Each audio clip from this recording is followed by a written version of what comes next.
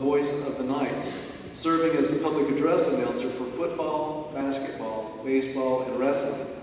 He strongly advocated that students get involved in extracurricular activities, as obviously he did. Daryl continues to support the music programs and athletics on campus, as evidenced by his attending the last 21 National Wrestling Championships and the last 2 Women's Outdoor Track and Field Championships.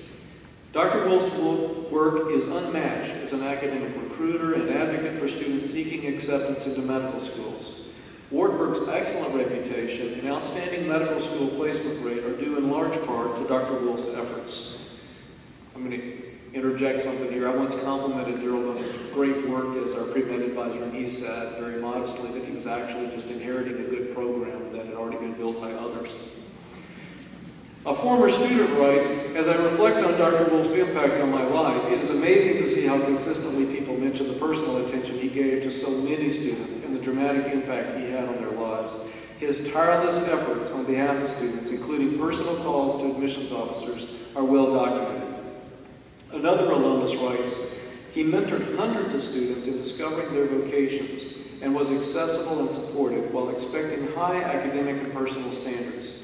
His career embodied the reputation of Wartburg's faculty for the provision of advice and counsel to students, teaching them far more than classroom biology lessons. In retirement, Daryl always lends a helping hand, volunteering for the American Cancer Society, Meals on Wheels, Cedar Valley Friends of the Family, and Trinity United Methodist Church. As a Habitat for Humanity volunteer, he has helped to construct 8 houses at Heartland Hills, south of Waverly. The Waverly Health Center and Waverly Senior Center boards of directors have also benefited from his wisdom and experience. Daryl and his wife Diane continue to be active in the life of the college as members of the President's Roundtable, Tower Society, and Booster Club.